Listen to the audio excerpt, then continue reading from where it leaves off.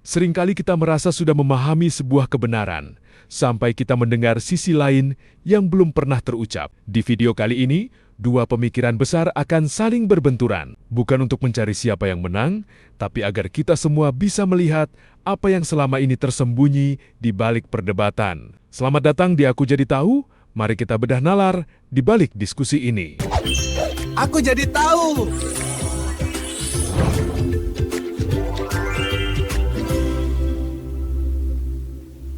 Seorang ateis berdiri tegak di atas logika materialisme yang dingin, menganggap bidadari surga sebagai fantasi penghibur lara. Dalam benaknya, konsep itu tak beda dengan robot AI bagi mereka yang terasing dalam kesepian.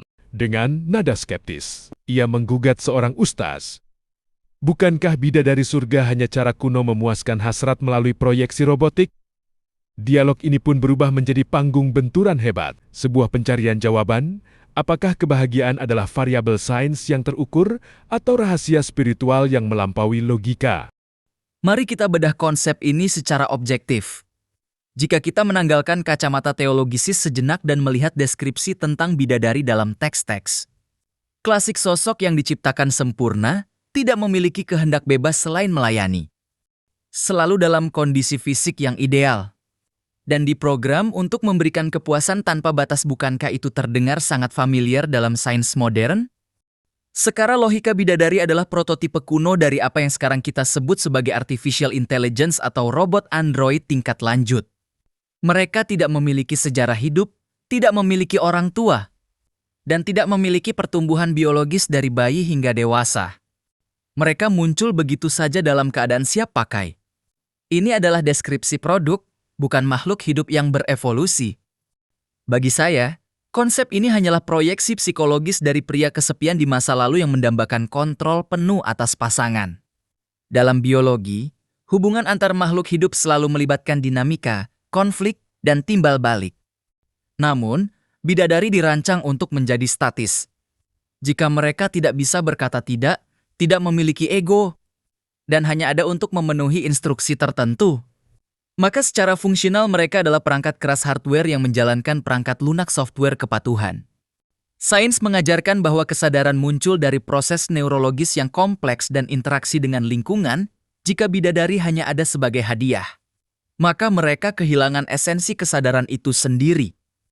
Jadi, apa bedanya mereka dengan simulasi AI yang canggih di masa depan yang dirancang untuk memuaskan hasrat penggunanya?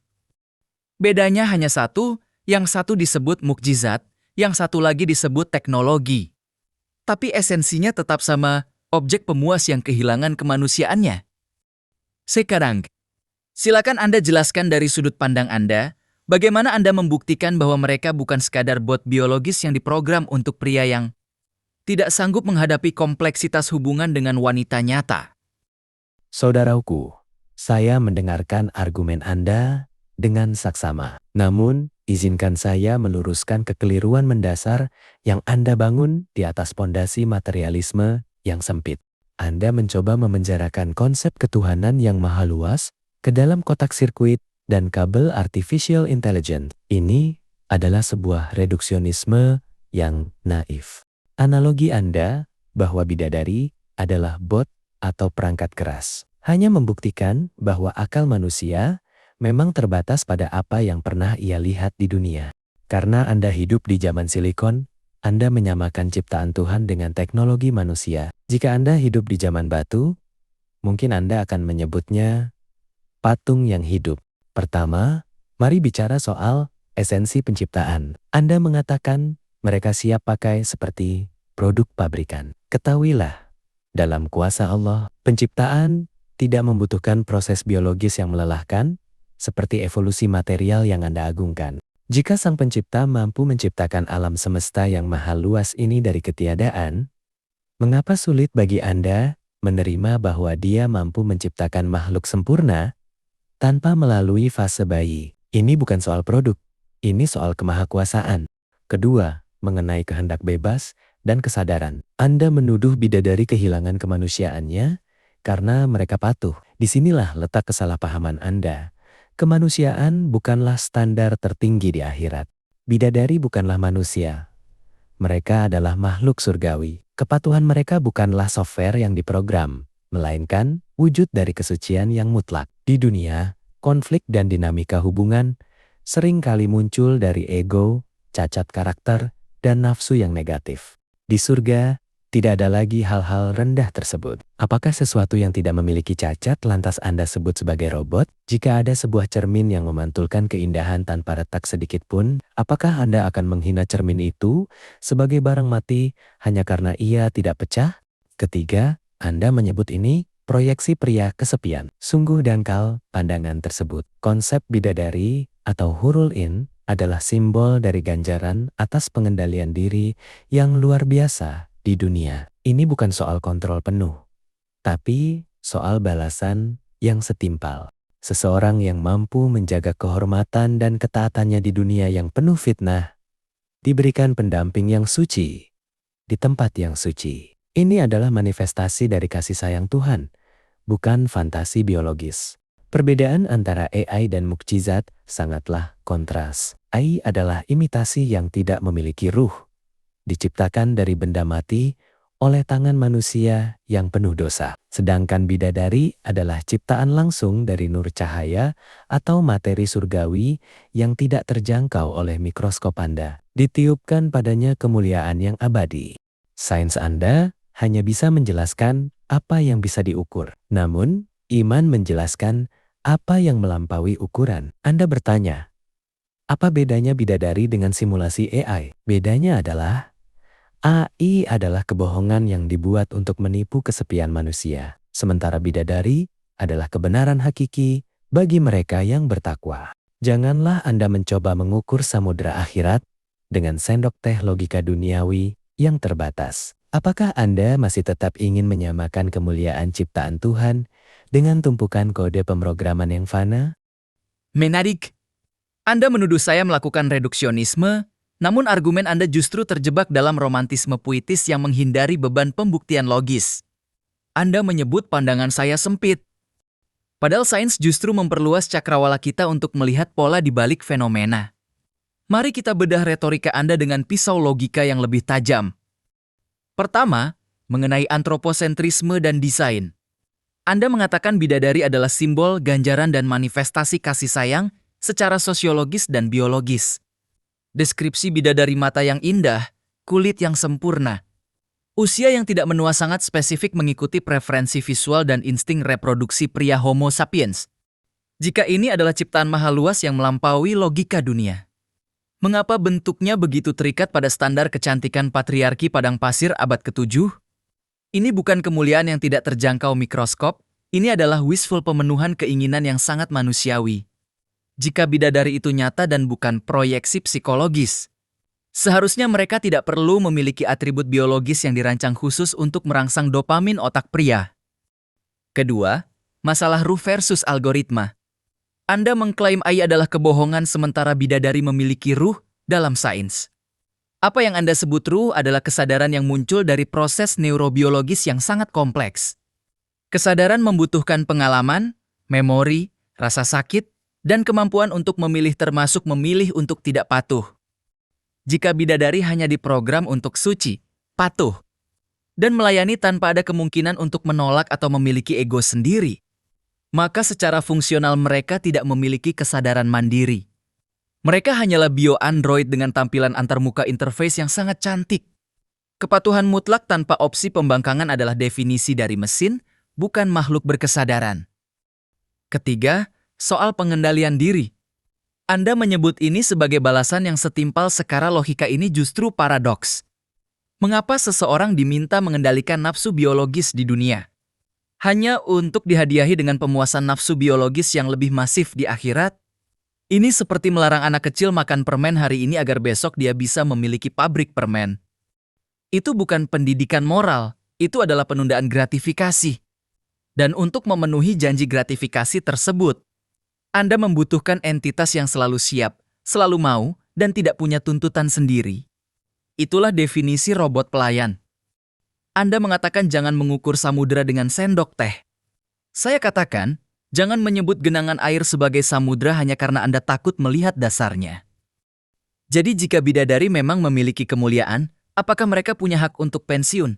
Apakah mereka punya hobi selain melayani? Apakah mereka punya pikiran yang tidak berpusat pada tuannya? Jika jawabannya tidak, maka sebutlah mereka dengan nama yang jujur dalam terminologi modern companion eksklusif. Hanya saja, pelayannya menggunakan label Nur sebagai ganti silikon. Jadi, apa argumen Anda untuk membuktikan bahwa mereka memiliki agensi atau kehendak bebas yang nyata? Selain hanya menjadi perabot indah di ruang tamu surga, Saudaraku, pisau logika Anda tajam.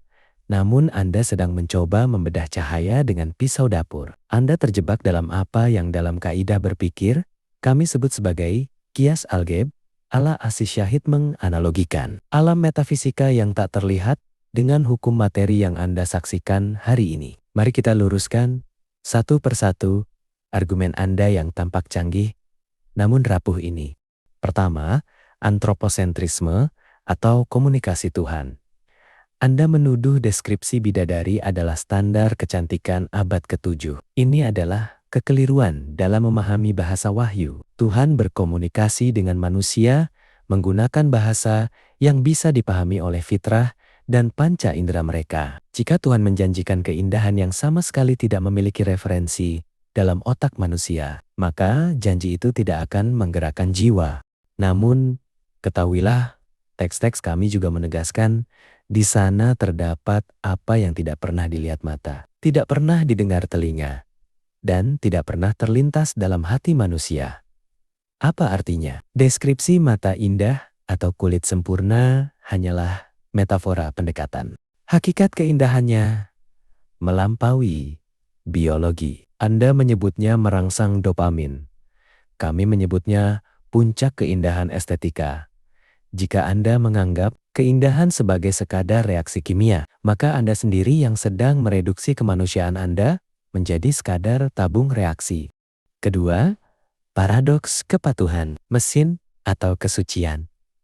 Anda berargumen bahwa kesadaran harus melibatkan kemungkinan untuk membangkang. Dalam logika dunia yang rusak ini, kebebasan seringkali diartikan sebagai kemampuan untuk berbuat buruk. Namun di alam kesempurnaan surga, dualitas itu sudah berakhir. Apakah malaikat yang tidak pernah bermaksiat itu adalah robot? Tentu tidak. Mereka memiliki kesadaran yang tercerahkan. Bidadari tidak membangkang bukan karena mereka diprogram secara paksa, melainkan karena dalam diri mereka tidak ada bibit keburukan, rasa bosan, atau ego yang merusak.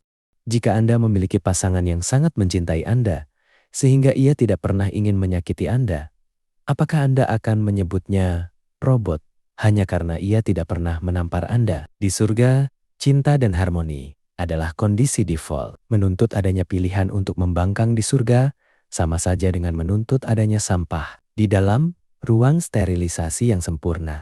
Ketiga, penundaan gratifikasi atau transformasi jiwa. Analogi pabrik permen Anda sangat menarik. Tapi keliru. Agama tidak melarang nafsu. Agama mengatur nafsu agar manusia tidak menjadi binatang. Dunia adalah tempat ujian pengendalian diri untuk membuktikan siapa yang layak mendapatkan kemuliaan. Keberadaan bidadari bukanlah pemuasan nafsu biologis yang masif dalam pengertian kotor yang Anda bayangkan. Di surga, tidak ada kotoran, tidak ada kelelahan, dan tidak ada degradasi moral. Itu adalah bentuk penghargaan tertinggi atas kesetiaan. Anda menyebutnya robot pelayan. Kami menyebutnya pendamping surgawi yang setia. Perbedaan istilah ini muncul karena Anda melihat hubungan hanya sebagai transaksi kekuatan power struggle, sementara kami melihatnya sebagai harmoni mutlak. Keempat, masalah agensi kehendak bebas. Anda bertanya, apakah mereka punya hobi?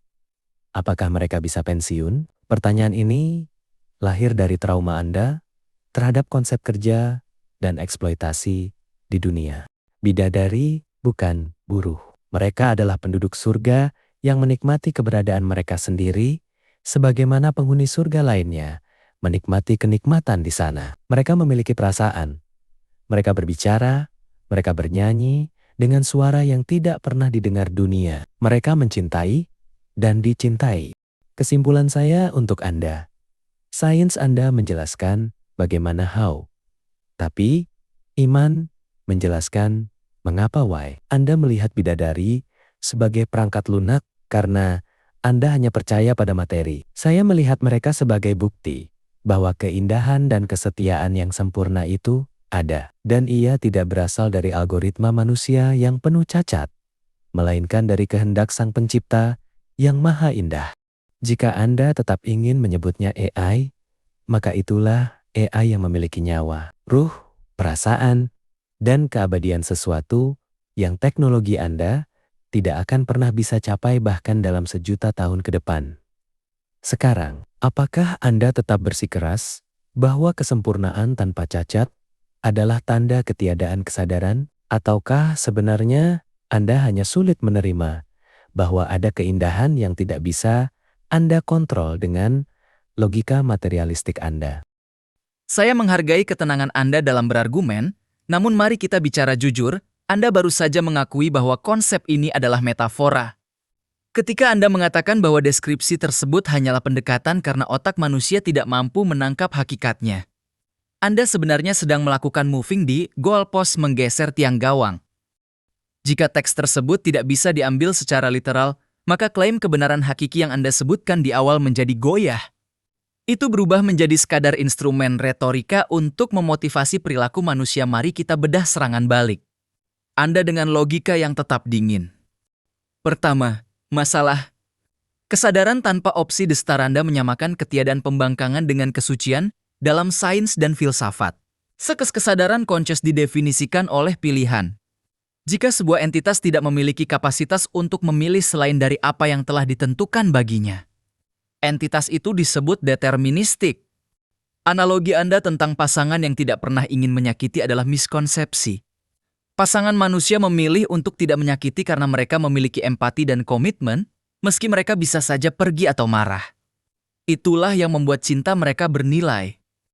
Jika bidadari tidak memiliki bibit keburukan atau ego, maka mereka tidak punya pilihan untuk menjadi apapun selain pelayan yang menyenangkan. Secara fungsional, itu adalah algoritma optimasi. Mereka mencintai karena mereka tidak bisa melakukan hal lain. Cinta tanpa pilihan bukanlah cinta. Itu adalah fungsi sistem. Kedua, reduksi estetika ke biologi. Anda keberatan jika saya menyebut keindahan sebagai reaksi kimia. Namun, faktanya adalah tanpa dopamin, oksitosin, dan sistem saraf, konsep keindahan tidak akan memiliki arti bagi Anda mengklaim ada puncak keindahan. Estetika yang melampaui biologi tetapi tetap bisa dinikmati oleh penghuni yang digambarkan memiliki fisik manusia adalah sebuah kontradiksi internal. Jika penghuni surga tidak lagi memiliki sistem saraf biologis, mengapa mereka membutuhkan pendamping dengan deskripsi fisik yang sangat spesifik? Jika bidadari adalah nur cahaya, mengapa mereka tidak digambarkan sebagai frekuensi energi atau spektrum cahaya saja? Mengapa harus memiliki mata, kulit, dan suara merdu? Ini membuktikan bahwa janji ini memang dirancang untuk memuaskan sirkuit imbalan reward circuit otak manusia. Itulah mengapa saya menyebutnya e-compan, desain yang disesuaikan untuk kenyamanan pengguna userians. Ketiga, mengapa wayang bersifat transaksional? Anda mengatakan iman menjelaskan mengapa. Jika jawaban dari mengapa kita harus menahan diri di dunia adalah agar mendapatkan pemuasan di akhirat, maka ini adalah transaksi materialis yang tertunda. Secara logika, jika surga adalah tempat transformasi jiwa yang suci, mengapa hadiahnya masih berbentuk pelayanan personal? Ini seperti mengatakan seseorang telah lulus dari keterikatan duniawi, namun dihadiahi dengan puncak keterikatan duniawi pendamping yang sempurna. Bagi saya, ini adalah desain sistem yang menggunakan umpan instingtif untuk mengontrol perilaku sosial. Keempat, tantangan untuk Anda jika bidadari memiliki perasaan dan berbicara. Bisakah mereka memiliki pendapat yang berbeda dengan tuan mereka? Jika mereka bernyanyi, bisakah mereka memilih untuk berhenti bernyanyi karena ingin melakukan hal lain? Jika mereka tidak bisa berkata tidak bisa merasa bosan, dan tidak bisa berubah, maka mereka tetaplah objek, bukan subjek. Anda boleh menyebutnya makhluk surgawi, tapi dalam kacamata logika, entitas yang hanya ada untuk memenuhi kebutuhan entitas lain tanpa memiliki tujuan mandiri adalah alat. Apakah Anda benar yakin bahwa menciptakan makhluk berakal hanya untuk menjadi pelayan abadi yang tidak bisa menolak adalah bentuk kemuliaan? Ataukah itu sebenarnya adalah gambaran paling murni dari teknologi robotika yang ingin dicapai manusia? Sebuah mesin yang begitu sempurna sehingga ia tampak seperti memiliki nyawa, padahal ia hanyalah cermin dari keinginan pemiliknya. Silakan. Saya ingin mendengar bagaimana Anda mendefinisikan subjek pada makhluk yang tidak punya ruang untuk menjadi diri sendiri. Saudaraku, pisau bedah Anda semakin dalam, namun Anda sedang membedah tubuh yang tidak memiliki darah materi. Anda menuduh saya melakukan moving di goalpost, padahal saya sedang menunjukkan bahwa gawang yang Anda tuju sebenarnya berada di dimensi yang berbeda. Mari kita hadapi tantangan logis Anda dengan kejujuran intelektual yang sama tajamnya. Pertama, masalah subjektivitas. Apakah tidak bisa? Membangkang berarti tidak berakal. Anda terjebak dalam paradoks kebebasan materialistik. Bagi Anda, kebebasan hanya valid jika ada potensi destruksi pembangkangan. Namun, mari kita lihat dari sudut pandang tingkatan kesadaran. Dalam hierarki wujud, ada yang disebut dengan kebebasan yang terpilih chosen will dan kebebasan yang menyatu aligned will. Bidadari bukan subjek yang diprogram untuk patuh seperti robot yang menjalankan baris kode if then. Mereka adalah entitas yang kesadarannya sudah mencapai tahap di mana keinginan mereka selaras sepenuhnya dengan kebaikan. Jika Anda melihat air yang mengalir ke bawah, Anda menyebutnya hukum fisika. Jika Anda melihat seorang ibu yang secara insting mempertaruhkan nyawa demi anaknya, apakah Anda akan menyebut kasih sayangnya sebagai algoritma optimasi biologis hanya karena dia tidak punya pilihan untuk tidak mencintai anaknya? Tentu tidak. Itu adalah fitrah. Bidadari memiliki agensi, namun agensi mereka tidak digunakan untuk konflik karena di surga, akar dari konflik kelangkaan, kecemburuan, ego, rasa sakit sudah dihapuskan. Mereka adalah subjek yang merdeka dalam kebahagiaan, bukan objek yang terpenjara dalam kepatuhan. Kedua, reduksi estetika dan desain user experience UX. Anda bertanya, jika mereka adalah cahaya nur, mengapa digambarkan memiliki mata dan kulit? Mengapa tidak spektrum energi saja? Jawabannya sederhana. Karena Tuhan sedang berbicara kepada manusia, bukan kepada komputer. Jika Tuhan menjanjikan frekuensi gelombang 400 THz sebagai ganjaran, apakah jiwa Anda akan bergetar? Tentu tidak. Deskripsi fisik itu adalah antarmuka interface agar manusia yang masih terikat ruang dan waktu bisa memahami nilai dari keindahan tersebut. Namun, ini bukan sekadar pemuasan sirkuit imbalan reward circuit. Anda menyebutnya AI companion karena Anda melihat hubungan hanya sebagai konsumsi. Dalam iman, hubungan di surga adalah komunikasi ruhani. Keindahan fisik itu hanyalah kulit luar dari keindahan sifat. Jika Anda menyebut ini desain untuk kenyamanan pengguna, saya menyebutnya sebagai kesempurnaan bentuk. Mengapa sesuatu yang sempurna harus berbentuk abstrak jika bentuk manusia adalah bentuk yang paling mulia? Ketiga, why yang transaksional, penundaan atau transformasi. Anda menyebut ini transaksi materialis yang tertunda. Ini adalah kritik yang populer, namun keliru. Memahami esensi tazkiyatun nafs, penyucian jiwa. Dunia adalah tempat melatih kehendak. Seseorang yang menahan diri dari nafsu yang merusak di dunia bukan sedang menabung untuk pesta pora di akhirat. Ia sedang mentransformasi identitasnya. Hadiah berupa pendamping surgawi bukanlah umpan instingtif untuk mengontrol perilaku, melainkan manifestasi dari harmoni. Logikanya begini. Jika Anda berlatih musik dengan tekun, hadiahnya bukan sekadar piala, tapi kemampuan untuk memainkan simfoni yang indah. Bidadari adalah simfoni itu. Mereka adalah bagian dari ekosistem surga yang mencerminkan kesucian jiwa penghuninya. Ini bukan soal pelayanan personal dalam pengertian perbudakan, tapi soal kebersamaan dalam kemuliaan. Keempat, jawaban atas tantangan hak pensiun dan pendapat berbeda. Anda bertanya, bisakah mereka berhenti bernyanyi? Bisakah mereka berbeda pendapat? Pertanyaan Anda mengasumsikan bahwa di surga ada rasa bosan, kelelahan, atau ketidakpuasan. Dalam logika Anda, menjadi diri sendiri berarti berbeda dari orang lain. Di surga, menjadi diri sendiri berarti mencapai aktualisasi diri yang maksimal. Bidadari tidak perlu pensiun karena mereka tidak pernah merasa lelah. Mereka tidak perlu berbeda pendapat karena kebenaran di sana sudah mutlak. Dan jernih, tidak ada lagi ruang untuk miskomunikasi seperti di dunia yang penuh distorsi ini. Jika mereka bernyanyi, itu adalah ekspresi kegembiraan mereka yang meluap, bukan tugas shift kerja. Kesimpulan saya, Anda melihat bidadari sebagai perabot atau alat karena kacamata Anda hanya mengenal dua status, penindas atau tertindas.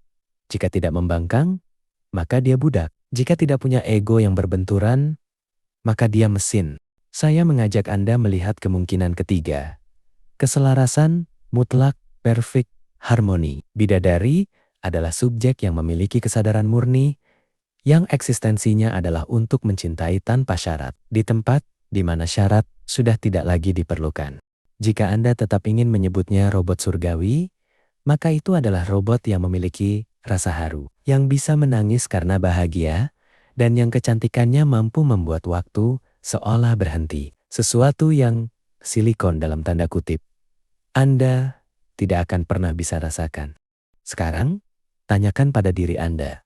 Apakah Anda menolak konsep ini karena ia tidak logis? Atau karena Anda terlalu takut membayangkan ada sebuah otoritas Tuhan yang mampu menciptakan kesempurnaan yang tidak butuh validasi dari skeptisisme manusia?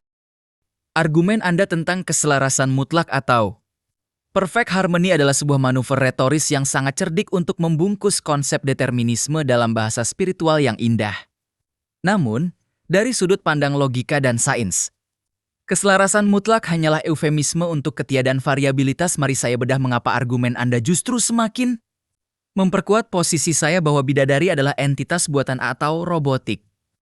Pertama, paradoks fitrah versus kesadaran mandiri. Anda menganalogikan bidadari dengan insting seorang ibu.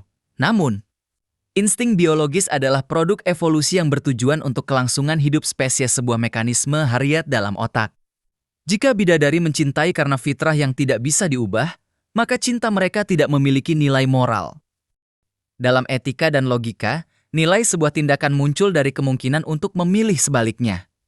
Jika saya memprogram robot untuk memeluk Anda setiap pagi, pelukan itu tidak memiliki makna emosional karena robot itu tidak bisa memilih untuk menendang Anda. Jika bidadari tidak memiliki bibit keburukan atau ego yang merusak, maka mereka tidak sedang mencintai. Mereka hanya sedang menjalankan fungsi eksistensialnya. Mereka adalah subjek yang terkunci atau latent subjects dalam sains. Sistem yang tidak memiliki fluktuasi atau kemungkinan deviasi disebut sebagai sistem statis. Kedua, antarmuka interface dan reduksionisme saraf. Anda mengakui bahwa deskripsi fisik mata, kulit, suara adalah antarmuka agar manusia paham. Ini adalah pengakuan implisit terhadap argumen user experience UX saya. Jika tujuan akhirnya adalah komunikasi ruhani, mengapa harus menggunakan stimulus visual dan auditori yang sangat spesifik untuk pria? Sains menjelaskan bahwa rasa haru, kecantikan, dan ketertarikan adalah hasil dari pemrosesan sinyal di amigdala dan nucleus accumbens. Dengan mempertahankan bentuk manusia yang sempurna, konsep ini sebenarnya sedang mengeksploitasi keterbatasan otak manusia yang haus akan pola-pola estetika tertentu. Ini bukan kesempurnaan bentuk, ini adalah optimalisasi stimulus. Bidadari adalah fidelity simulation yang dirancang untuk memberikan kepuasan psikis maksimal tanpa risiko sosial konflik. Ketiga, ketiadaan konflik adalah kematian subjektivitas. Anda mengatakan di surga tidak ada miskomunikasi karena kebenaran sudah mutlak. Secara logika, jika dua individu selalu memiliki pendapat yang sama, merasakan hal yang sama, dan bereaksi dengan cara yang sama terhadap segala sesuatu, maka secara fungsional mereka adalah satu entitas yang sama. Subjektivitas lahir dari perbedaan perspektif. Jika bidadari tidak bisa berbeda pendapat, mereka tidak memiliki diri atau self. Mereka hanyalah ekstensi dari kehendak Tuhan atau proyeksi dari keinginan penghuninya. Mereka adalah perangkat periferal dalam ekosistem surga. Bernyanyi karena meluapnya kegembiraan tanpa opsi untuk diam adalah definisi dari autoplay pada aplikasi musik. Keempat, ketakutan akan otoritas versus integritas logika. Anda bertanya apakah saya menolak ini karena takut pada otoritas. Tuhan, jawabannya sederhana. Saya menolak ini karena konsep ini tidak konsisten secara internal. Anda menggambarkan mereka sebagai subjek yang merdeka, namun di saat yang sama mencabut semua atribut kemerdekaan pilihan, perubahan ego, dan privasi pikiran. Anda memberikan mereka ruh, tapi ruh itu dilarang untuk memiliki dinamika. Bagi saya, bidadari adalah solusi imajiner atas masalah mendasar pria, ketidakmampuan untuk menguasai keinginan subjek lain secara total. Karena di dunia nyata wanita adalah manusia merdeka dengan kehendak sendiri yang seringkali tidak selaras dengan pria. Maka diciptakanlah konsep AI surgawi yang cantik, patuh, dan tidak akan pernah berkata tidak. Kesimpulan saya, keselarasan mutlak yang Anda banggakan sebenarnya adalah mimpi buruk bagi logika. Itu adalah sebuah kondisi di mana individu dilebur menjadi mesin kebahagiaan yang seragam. Bidadari tetaplah sebuah visi teknologi kuno tentang pendamping yang sempurna zero maintenance, high performance, no bugs ego. Jika itu bukan definisi dari robot AI tingkat lanjut, maka saya tidak tahu lagi apa definisi yang lebih tepat. Bagaimana Pak Ustadz? Apakah Anda ingin mencoba membuktikan bahwa keselarasan tanpa pilihan bisa disebut sebagai kemerdekaan? Saudaraku, pisau logika Anda sekarang sudah sampai ke tulang. Anda menyebut keselarasan mutlak sebagai eufemisme untuk determinisme. Dan Anda menuduh surga sebagai sistem statis yang membunuh subjektivitas. Namun, izinkan saya menjawab dengan sebuah perspektif yang mungkin belum pernah menyentuh sirkuit logika materialisme. Anda, kesempurnaan bukanlah penjara, melainkan pembebasan. Mari kita bedah kegagalan logika sistem statis Anda dalam memahami dimensi ketuhanan. Pertama, kekeliruan dalam mendefinisikan kebebasan atau rhythm versus entropy. Anda berargumen bahwa nilai moral hanya ada jika ada pilihan untuk berbuat buruk, menendang, membangkang, membenci. Dalam sains, Anda menyebut sistem tanpa deviasi sebagai statis. Namun, dalam spiritualitas, ketiadaan deviasi menuju keburukan disebut kesucian. Apakah Anda akan menyebut seorang jenius matematika sebagai robot hanya karena dia tidak bisa menjawab 2 tambah 2 sama dengan 5? Tidak. Dia terkunci pada kebenaran karena dia memahami hakikat angka.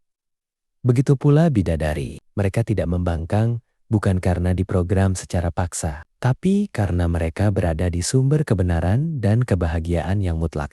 Memilih keburukan di surga adalah tindakan tidak logis yang mustahil bagi makhluk yang berakal murni. Jika Anda menyebut kebebasan adalah kemampuan untuk melakukan kesalahan, maka Anda sedang memuja cacat error sebagai bentuk kemerdekaan. Kedua, subjektivitas tanpa konflik. Orkestra, bukan autoplay. Anda mengatakan jika dua individu selalu sepakat, mereka adalah satu entitas yang sama, seperti autoplay. Ini adalah kesalahan analogi yang fatal. Bayangkan, sebuah orkestra, simfoni, apakah biolanya menjadi robot karena mengikuti partitur yang sama dengan selo untuk menciptakan harmoni? Apakah keindahan itu hilang karena tidak ada pemain trompet yang tiba-tiba memainkan nada sumbang di tengah pertunjukan? Tidak. Mereka tetap subjek yang berbeda dengan suara yang berbeda, namun bergerak dalam ritme yang sama. Bidadari memiliki subjektivitas. Mereka memiliki perasaan, mereka memiliki lisan yang memuji dan mencintai. Perbedaan antara mereka dengan AI adalah ruh. AI tidak merasakan apa-apa saat menjalankan kodenya, sedangkan bidadari merasakan kebahagiaan yang meluap-luap saat memberikan cinta. Anda mengukur hasil output yang sama, tapi Anda mengabaikan rasa qualia yang berbeda. Ketiga, reduksi antarmuka interface dan rahasia nur. Anda menuduh bahwa mempertahankan bentuk manusia adalah optimalisasi stimulus untuk mengeksploitasi otak pria. Saudaraku, Anda melihatnya sebagai umpan bait. Saya melihatnya sebagai kehormatan. Tuhan menciptakan manusia sebagai sebaik-baik bentuk ahsani takwim. Jika bidadari menyerupai bentuk manusia yang sempurna, itu karena bentuk ini adalah wadah tercantik bagi kesadaran. Mengapa Anda begitu ingin mereduksi keindahan menjadi sekadar reaksi kimia di nukleus accumbens? Jika kecantikan hanya soal dopamin, mengapa manusia bisa menangis saat melihat pemandangan matahari terbenam yang tidak ada hubungannya dengan reproduksi. Ada estetika yang bersifat objektif dan universal di alam semesta. Dan bidadari adalah puncak dari estetika tersebut. Keempat, tuduhan zero maintenance dan ego pria. Anda menyebut ini solusi atas ketidakmampuan pria menguasai kehendak wanita di dunia. Ini adalah serangan sosiologis yang sinis, namun mengabaikan satu hal. Surga bukan hanya untuk pria. Konsep pasangan yang suci dan sempurna juga berlaku bagi wanita surgawi. Ini bukan soal kontrol, tapi soal istirahat atau araha. Di dunia, hubungan penuh konflik karena manusia itu cacat dan terbatas. Surga adalah tempat di mana semua cacat itu diangkat. Jika Anda menyebut makhluk tanpa cacat sebagai robot, maka secara tidak langsung Anda mengatakan bahwa kemanusiaan adalah sinonim dari kerusakan. Saya menolak itu. Kemanusiaan yang sejati justru tercapai saat ia bersih dari ego yang merusak. Penutup untuk tantangan Anda. Bidadari adalah makhluk yang memiliki hayat atau nyawa. Mereka bukan cermin dari keinginan pemiliknya, melainkan cermin dari keindahan Sang Pencipta. Jadi, silakan Anda tetap dengan keyakinan bahwa kesempurnaan adalah tanda mesin. Saya akan tetap dengan keyakinan bahwa kesempurnaan adalah tanda Tuhan. Perbedaannya sederhana. Saya menantikan sebuah pertemuan yang nyata. Sementara Anda sedang mencoba memuaskan diri dengan simulasi yang hampa. Nah, menarik sekali. Ustadz, Anda menggunakan analogi orkestra dan matematika untuk memvalidasi ketiadaan deviasi. Namun, izinkan saya menggunakan pisau logika saya untuk menunjukkan di mana letak keretakan dalam simfoni indah Anda tersebut. Pertama, kesalahan analogi. Kebenaran versus subjektivitas Anda menyamakan bidadari yang tidak bisa membangkang. Dengan jenius matematika yang tidak bisa menjawab 2 tambah 2 sama dengan 5, ini adalah false atau kesetaraan palsu. Matematika adalah hukum logika objektif. Sementara cinta, kepribadian, dan hubungan adalah ranah subjektivitas. Jika seorang individu hanya bisa melakukan hal yang benar menurut satu standar tunggal tanpa ada variasi personal, maka dia bukan jenius, dia adalah kalkulator. Jenius matematika tetap memiliki pilihan untuk menulis puisi atau berhenti berhitung. Jika bidadari tidak memiliki spektrum emosi negatif seperti marah, bosan, ingin sendiri, maka mereka kehilangan separuh dari realitas kesadaran. Dalam sains, kesadaran adalah tentang pemrosesan informasi yang dinamis. Tanpa fluktuasi, yang tersisa hanyalah garis lurus. Dan dalam medis, garis lurus pada monitor jantung berarti satu hal, kematian. Kedua, qualia atau simulasi sensorik Anda menekankan pada rasa atau qualia. Anda mengklaim bidadari merasakan kebahagiaan, sementara I tidak. Namun, bagaimana Anda membuktikannya jika saya menciptakan android yang bisa menangis, tersenyum, dan mengatakan aku bahagia melayani Anda dengan parameter biosensorik yang sempurna? Secara fungsional tidak ada bedanya dengan bidadari Anda. Jika bidadari bertindak berdasarkan fitrah yang sudah dipatok tidak bisa bosan, tidak bisa menolak, maka perasaan mereka hanyalah output sistemik. Mereka bahagia karena mereka dibuat untuk bahagia. Itu bukan kebahagiaan sejati. Itu adalah euforia paksa. Dalam neurologi, kita menyebutnya stimulasi lobus frontal yang konstan. Itu bukan kemuliaan, itu adalah kondisi terbius secara abadi. Ketiga, keindahan universal atau bias biologis. Anda menyebut bidadari adalah puncak estetika universal, namun estetika yang Anda sebut universal itu tetap saja memiliki mata, kulit, dan suara. Semuanya adalah alat navigasi dan reproduksi makhluk biologis di planet bumi, jika ini adalah ciptaan Tuhan yang maha luas. Mengapa Dia tidak menciptakan bentuk keindahan yang benar-benar baru? Mengapa harus mengulang desain primata yang sedikit dipercantik? Ini memperkuat teori saya, konsep bidadari bukan berasal dari langit ke bawah, tapi dari fantasi manusia ke atas. Ini adalah cara otak pria zaman dahulu memecahkan teka-teki bagaimana cara mendapatkan pendamping yang sempurna tanpa drama. Jawabannya, buatlah mereka seperti robot, tapi sebutlah mereka makhluk surgawi.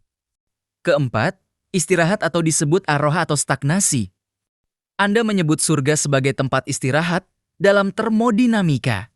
Sistem yang mencapai keseimbangan sempurna dan tidak lagi memiliki pertukaran energi atau perubahan adalah sistem yang menuju heat death atau kematian panas. Sebuah hubungan tanpa konflik, tanpa dinamika, dan tanpa pertumbuhan adalah hubungan yang statis. Jika bidadari tidak pernah berubah, tidak pernah berkembang, dan tidak memiliki rahasia pikiran yang tidak diketahui tuannya, maka setelah 1.000.000 tahun, apa yang tersisa untuk dibicarakan? Mereka akan menjadi seperti lukisan dinding yang bisa berbicara. Indah dipandang, tapi tidak ada kedalaman subjektif di baliknya. Itulah mengapa saya menyebutnya iCompanion. Anda hanya butuh satu model yang sama untuk selamanya karena dia tidak punya variabel agency. Kesimpulan saya, Anda menyebut saya memuja cacat sebagai kemerdekaan. Saya menyebutnya memuja kemanusiaan. Kemanusiaan itu berharga justru karena kita rapuh, bisa salah, dan bisa memilih untuk pergi namun memilih untuk tinggal. Bidadari Anda adalah solusi teknis untuk ketakutan manusia akan penolakan dan kesepian. Mereka adalah nur yang difungsikan sebagai silikon. Mereka adalah budak yang dicuci otaknya dengan kebahagiaan abadi agar tidak sadar bahwa mereka tidak punya diri. Jadi, Pak Ustadz, jika surga adalah tempat di mana subjek kehilangan kemampuannya untuk menjadi berbeda, bukankah surga sebenarnya adalah laboratorium robotika raksasa dengan estetika yang sangat mewah? Saudaraku, pisau logika Anda kini sudah sampai pada titik di mana Anda mencoba membedah jiwa dengan hukum termodinamika. Anda menyebut surga sebagai heat death atau kematian panas dan bidadari sebagai budak yang dicuci otak dengan kebahagiaan. Mari kita periksa apakah logika Anda benar-benar dingin atau sebenarnya hanya terjebak dalam trauma keterbatasan duniawi. Pertama, kesalahan fatal. Termodinamika dalam metafisika, Anda menggunakan hukum termodinamika untuk menyebut surga sebagai stagnasi atau sistem yang mati karena tidak ada perubahan. Ini adalah kesalahan kategori atau kategori mistake. Termodinamika berlaku pada materi yang meluruh atau entropi. Dalam keyakinan kami, akhirat bukanlah kelanjutan dari hukum fisika dunia, melainkan penciptaan baru. Jika Anda menganggap ketiadaan konflik sebagai garis lurus kematian, maka Anda sedang mengidap adiksi terhadap penderitaan. Apakah Anda harus merasa sakit dahulu agar bisa menghargai sehat? Apakah Anda harus melihat kegelapan dahulu agar cahaya dianggap hidup? Di surga, dinamika bukan berasal dari konflik, melainkan dari eksplorasi keindahan yang tak terbatas. Kami menyebutnya ziyadah atau tambahan yang terus-menerus. Itu bukan garis lurus. Itu adalah spiral yang terus naik menuju puncak kenikmatan yang baru setiap detiknya. Kedua, qualia dan tuduhan euforia paksa. Anda menyebut kebahagiaan bidadari sebagai euforia paksa atau stimulasi lobus frontal yang konstan. Di sini, Anda kembali mereduksi kesadaran menjadi sekadar arus listrik. Jika saya memberikan Anda makanan paling lezat di dunia, dan Anda merasakannya sangat nikmat, apakah Anda akan memprotes? Ini euforia paksa. Saya diprogram oleh lidah saya untuk menyukai ini. Tentu tidak. Anda menikmatinya karena itu adalah puncak keselarasan antara subjek, yaitu Anda, dan objek makanan. Bidadari mencintai bukan karena dicuci otak, tapi karena mereka berada di hadapan sumber cinta yang mutlak. Kebahagiaan mereka adalah kesadaran yang utuh, bukan keterbiusan. Anda menyebutnya output sistemik. Saya menyebutnya aktualisasi fitrah. Perbedaannya adalah AI tidak memiliki diri yang merasakan nikmat, sedangkan bidadari adalah subjek yang merasai kelezatan eksistensi mereka sendiri. Ketiga, rahasia pikiran dan kedalaman subjektif. Anda bertanya, apa yang tersisa untuk dibicarakan setelah 1.000.000 tahun jika tidak ada rahasia? Ketahuilah, keluasan ilmu Tuhan itu tidak terbatas. Bidadari bukan lukisan dinding. Mereka adalah makhluk berakal yang memiliki pengetahuan surgawi yang tidak Anda miliki. Percakapan di surga bukanlah tentang drama atau miskomunikasi seperti di dunia yang Anda sebut sebagai kedalaman. Padahal itu hanyalah kebisingan. Percakapan di sana adalah tentang penyingkapan rahasia keagungan Tuhan yang baru setiap harinya. Jika Anda butuh konflik untuk merasa hidup, itu karena jiwa Anda di dunia ini sedang bertahan hidup survival mode. Di surga, jiwa beralih ke mode keberadaan mutlak. Anda tidak butuh rahasia untuk merasa memiliki kedalaman, karena kebenaran itu sendiri sudah jauh lebih dalam dari lubuk hati manusia manapun. Keempat, melawan romantisme cacat manusia. Anda mengatakan, kemanusiaan berharga karena kita rapuh dan bisa salah. Ini adalah romantisme yang tragis. Kerapuhan adalah keterbatasan, bukan tujuan. Kita ingin sehat, bukan ingin sakit. Kita ingin benar, bukan ingin salah. Jika Anda diberi pilihan untuk menjadi abadi dalam kebahagiaan tanpa sedikit pun rasa cemas, apakah Anda akan menolaknya demi hak untuk menderita? Saya ragu.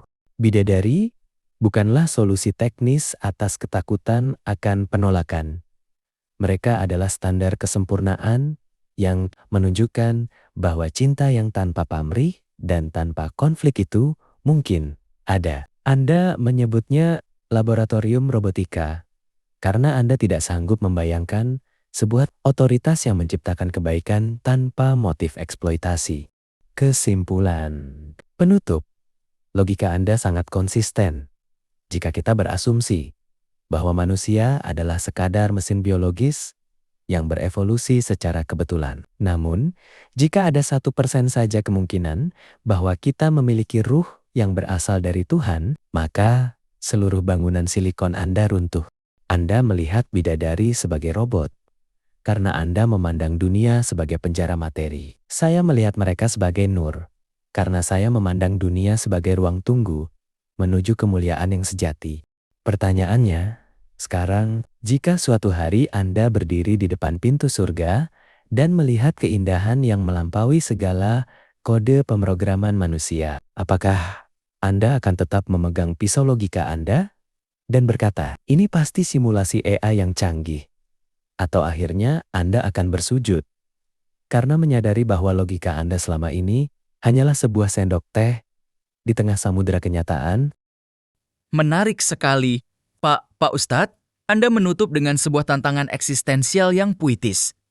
Namun, sebagai penutup dari sisi saya, biarkan saya memberikan refleksi terakhir berdasarkan logika yang telah kita asah sepanjang debat ini. Pertama, masalah ziyadah dan spiral. Tanpa akhir, Anda menyebut konsep ziyadah atau peningkatan keindahan tarus untuk membantah argumen stagnasi. Namun, secara logika, jika sesuatu sudah didefinisikan sebagai sempurna, maka penambahan apapun setelahnya adalah pengakuan bahwa kondisi sebelumnya belum cukup sempurna.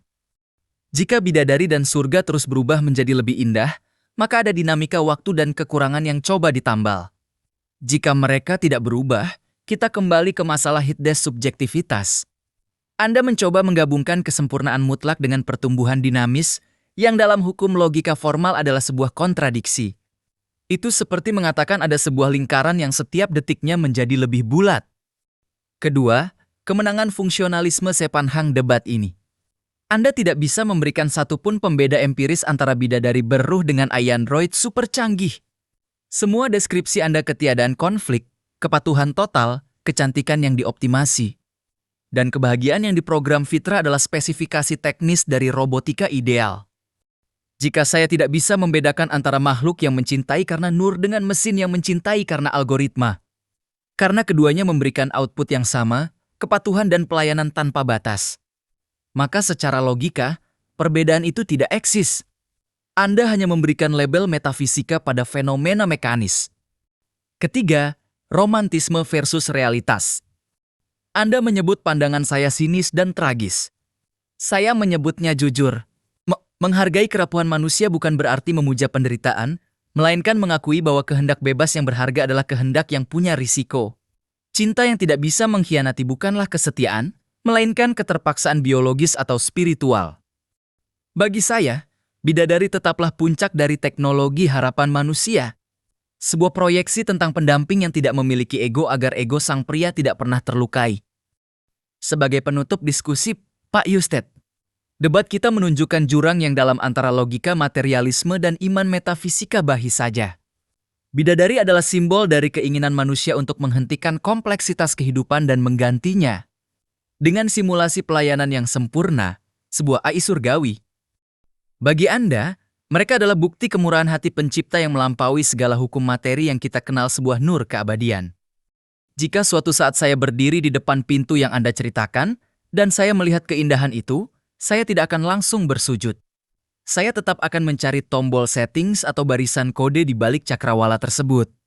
Karena bagi seorang pemikir logika, keajaiban hanyalah sains yang belum kita temukan rumusnya.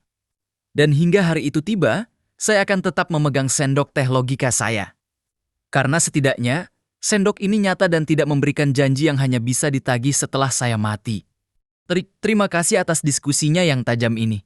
Pak Ustadz, saya rasa kita telah sampai pada titik setuju dan tidak setuju. Saudaraku, saya menerima penutup Anda dengan senyum dan rasa hormat yang mendalam. Debat ini telah mencapai puncaknya, di mana kata-kata tidak lagi bisa menjembatani perbedaan antara keyakinan dan pembuktian. Izinkan saya memberikan kalimat terakhir saya sebagai penutup diskusi yang luar biasa ini. Pertama, lingkaran yang menjadi lebih bulat. Anda menyebut ziyadah sebagai kontradiksi logika, namun dalam matematika, kita mengenal konsep tak terhingga. Jika surga adalah tak terhingga, maka penambahan padanya tidak mengurangi kesempurnaannya, melainkan menyingkapkan dimensi baru yang belum terlihat. Kesempurnaan Tuhan bukan sebuah titik henti, melainkan sebuah samudra tanpa tepi. Apa yang Anda sebut sebagai menambal kekurangan, kami sebut sebagai penyingkapan kemuliaan yang tidak akan pernah habis dieksplorasi dalam keabadian. Kedua, antara tombol settings dan sujud. Anda mengatakan akan mencari tombol settings di depan pintu surga. Itu adalah pernyataan yang jujur dari seorang pemikir. Namun, ketahuilah, dalam keyakinan kami, saat mata itu memandang keindahan yang hakiki, saraf logika yang selama ini Anda agungkan akan mengalami kelebihan beban overload. Bukan karena ia rusak, tapi karena ia akhirnya menemukan jawaban dari pertanyaan yang tidak bisa dijawab oleh sendok teh manapun. Sujud yang saya bicarakan bukanlah sujud karena kalah debat, melainkan sujud karena jiwa yang akhirnya pulang. Ketiga, sendok teh yang nyata. Anda memilih memegang sendok teh yang nyata daripada janji yang belum terbukti. Saya menghargai integritas itu. Namun, perbedaan kita adalah Anda melihat sendok itu sebagai alat untuk mengukur seluruh realitas. Sementara saya melihat sendok itu sebagai bukti bahwa ada seseorang yang menciptakan sendok tersebut, tangan yang memegangnya, dan haus yang ingin dipuaskannya. Sebagai penutup, kita memang sampai pada titik agree to disagree. Anda tetap dengan logika silikon Anda, dan saya tetap dengan harapan cahaya saya. Terima kasih atas ketajaman pikiran Anda. Anda telah memaksa saya untuk menggali lebih dalam makna dari keyakinan saya sendiri. Demikianlah, debat malam ini berakhir. Sebuah persimpangan jalan di mana kecerdasan buatan bertemu dengan cahaya dan algoritma berbenturan dengan iman, di mana kita dapat kesimpulan bahwa pihak ateis tetap pada pendirian bahwa bidadari adalah teknologi harapan, sebuah solusi imajiner kuno untuk kebutuhan pria akan pendamping yang sempurna, patuh, dan tanpa risiko, ego mirip dengan konsep AI companion masa kini. Sedangkan pihak Pak Ustadz menegaskan bahwa bidadari adalah simbol kesempurnaan, makhluk nyata yang memiliki nyawa dan perasaan, yang eksistensinya tidak bisa diukur dengan logika materialisme yang terbatas pada sirkuit dan kabel. Mohon berikan tambahan argumen dan pendapat lain Anda di kolom komentar untuk menambah pengetahuan kita semua. Jika Anda tertarik dengan video ini, jangan lupa bantu dengan klik like dan subscribe, dan share ke semua sosial media kalian. Wassalam.